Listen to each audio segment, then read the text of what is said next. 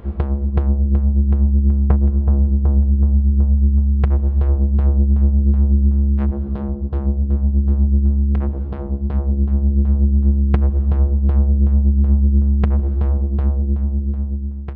folks, I'm Spencer, and on today's episode of Cult Mania we're looking at probably the most iconic Cabin in the Woods movie ever made, Sam Raimi's original, The Evil Dead.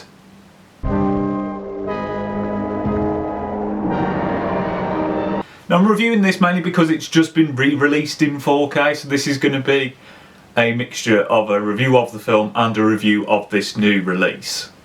Evil Dead probably doesn't need any introduction, but the format I use basically requires that I give an introduction. So here's an introduction to Evil Dead. It was directed by Sam Raimi, it was his debut film, and although there was outside funding, anyone who's seen it knows that it's pretty much a bunch of friends go out to a cabin in the woods and decide to make a film. And it's awesome. Probably now the most famous of those friends was Bruce Campbell, again making his debut here, and he's just brilliant, you know. He became such a cult movie icon, and it's all down to this film. The story of Evil Dead follows a group of 5 friends who travel to a cabin in the woods because they can. And despite the fact that when they get there, it's creepy as all hell, it's looking pretty run down, they decide, yeah, we'll stay here, this'll be fun. Then they decide to have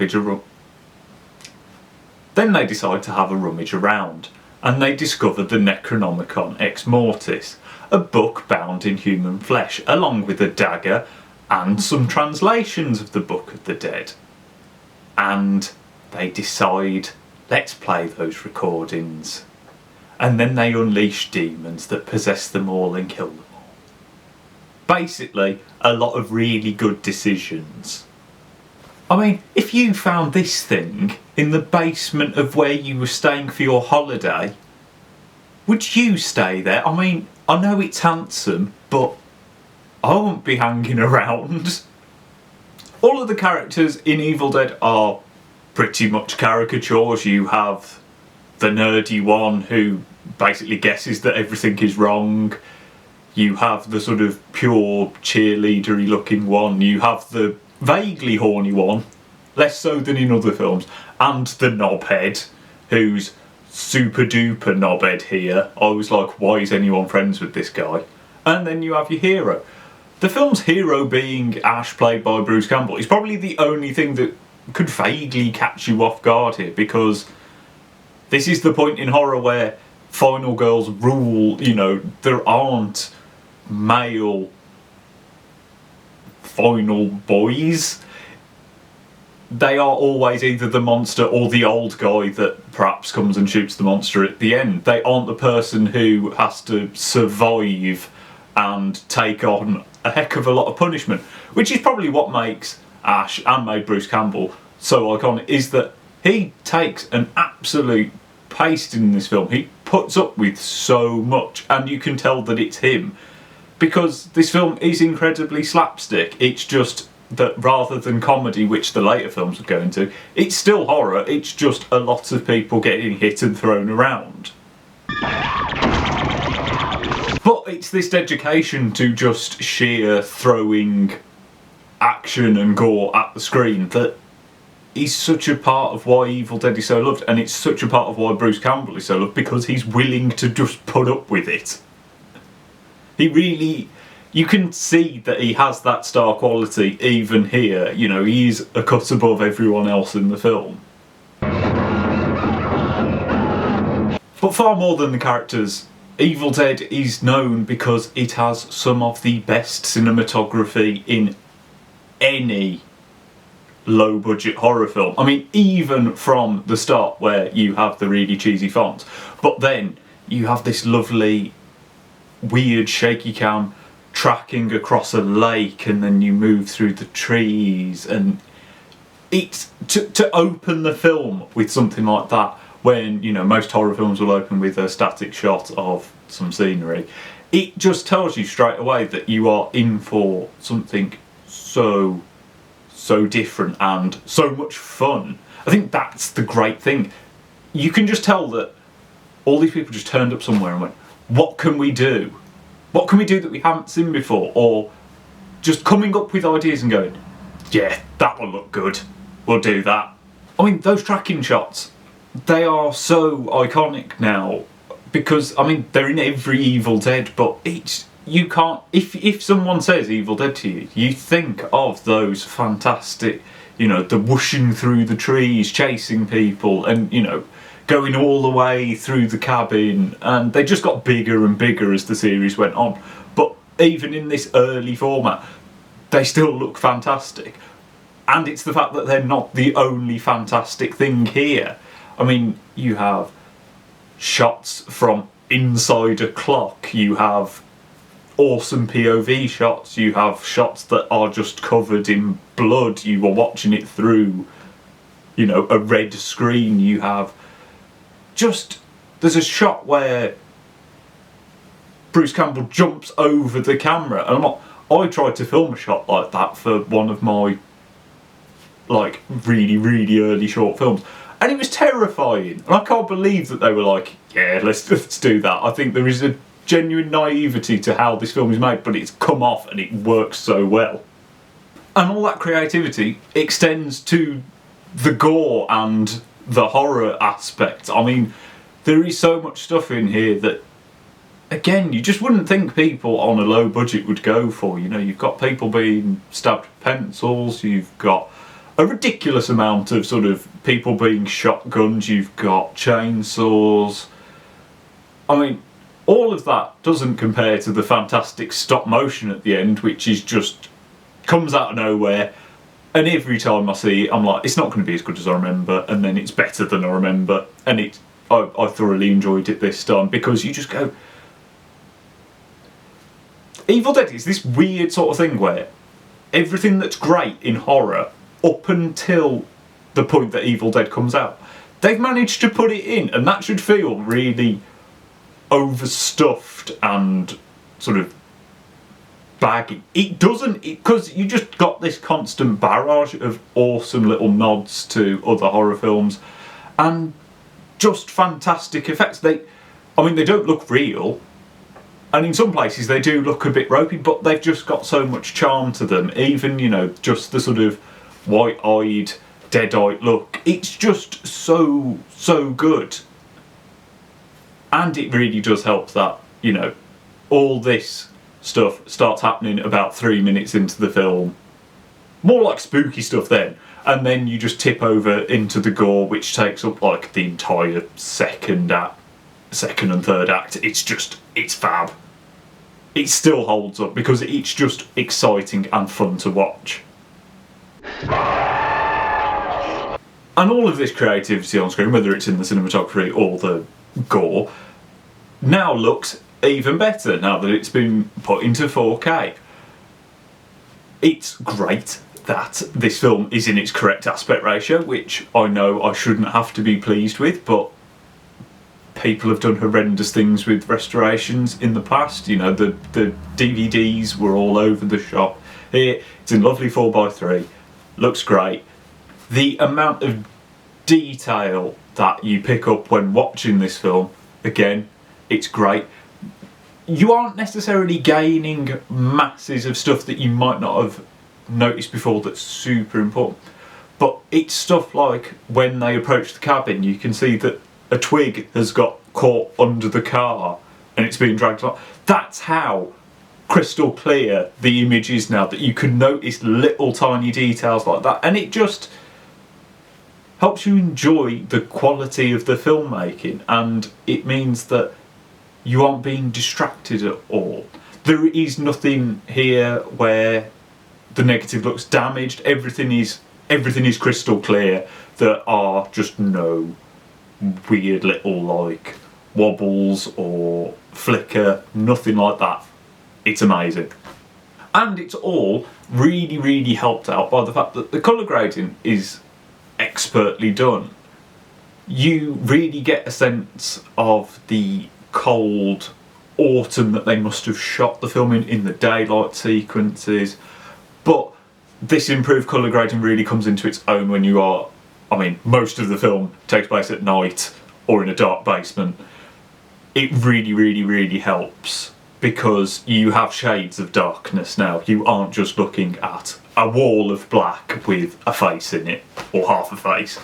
You know, you have, if someone's face is in shadow, you are slowly losing the detail in their face, rather than just being like there's a hard line through them. It really does allow those creepy scenes to, you aren't being distracted by the fact that there's a possibility that you're missing anything.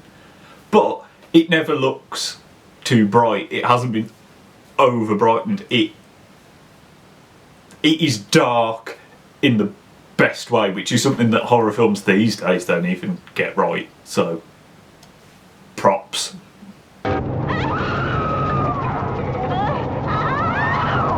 The sound for Evil Dead is incredibly important as well. I'm not a massive fan of the soundtrack. There's nothing wrong with it. It's predominantly strings and the most lo-fi sounding synthesizer ever, and it suits the film well enough. It's just not particularly memorable. What is really memorable is the actual sound effects, the sound design of the film. I mean, from that opening, the whooshing of the force, that sort of bassy. It's weird because it's a bassy whoosh, which you shouldn't think a whoosh would be bassy, but it's like you know what I mean.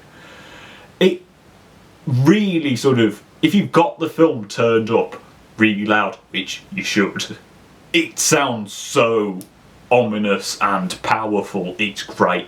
But then you've got, you know, the weird distorted voices that the Deadite possessed characters do. Those sound great. All of the effects come with suitably squelchy noises, which is fantastic. It's just a really sort of, I don't know how they did it. I don't know how they managed to get everything to be so sort of perfect. It's kind of infuriating in a way. And it's all presented really, really nicely here. There was no points where I thought that sounds too loud, that sounds too quiet. It really just, everything packs an oomph on this release. You really do get the full barrage of sound that the film deserves. The one place that I do think this release is a little bit lacking is in special features. What you've got here isn't bad. You know, you've got commentaries by Sam Bruce, you've got lots of interviews, lots of retrospective stuff. You've got all the sort of stuff that you kind of want. It's just that none of it's new for this 4K release. I mean, you even open it up and the disc that has the bonus features on it is just the Blu-ray that came out a few years ago. They haven't even, you know, put the commentary on the 4K version. I think that's a bit of a shame.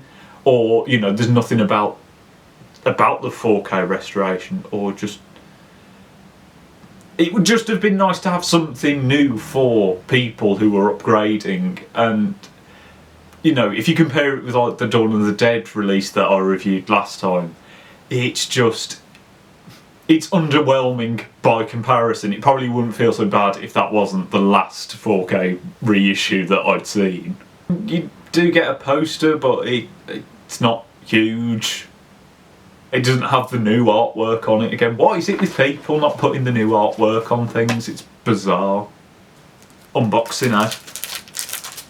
Then you get these postcards.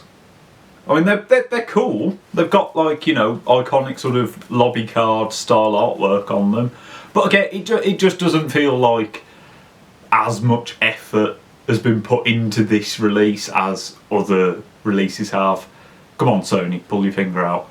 Also, weird thing, you open it up, you put the disc in, the 4K one, the first thing that comes up is an advert for a PlayStation 5. But none of this stops the fact that this is the best way to see Evil Dead. You know, it does look a step up from the Blu-ray. If you are a massive Evil Dead fan, this is the way to see it from now on. That is perhaps what I would say. If you are someone who watches Evil Dead quite often, you know, it's one of your favourite films and you have a 4K player, this is definitely worth upgrading for, because it is the best way to see the film. Or perhaps if you now have a 4K but you'd been going with your DVD for a while, you never upgraded it to Blu-ray. Again, because you're getting all the stuff that you missed out on in that middle generation, and you're getting the film in the best light possible, then it's definitely worth upgrading. And to the people watching this who have never seen Evil Dead, what are you doing? Go out, buy it. You don't have to buy this version, buy any version. Watch Evil Dead. It's so good. It is one of the most fun horror films you can watch. It is perfect to put on if you've got friends round, have a couple of drinks, have a laugh, have a scream, because it perfectly balances being fun and being scary. It's just an amazing time. I don't think it's the best Evil Dead. I am an Evil Dead 2 diehard. I think that is the slightly better film. But I mean, I love them all. I love the TV series. I love the remake. It's all worth checking out if you want. I do go that perhaps my love for Evil Dead 2 perhaps comes from I watched Army of Darkness first, then Evil Dead 2, then Evil Dead 1, which I know is the complete wrong way to do things, but I do wonder if my respect for the first one is a little bit lower because the second one does a lot of the same stuff, but it does it bigger. That is not taken away from the first one though. It is so good, and it's just fun. It's just nice to watch Evil Dead and have a laugh, and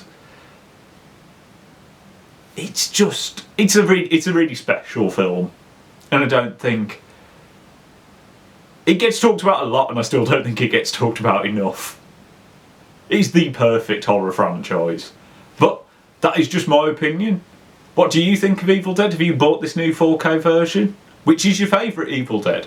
Let me know down in the comments. Like and subscribe so you don't miss any more videos, and I'll see you next time.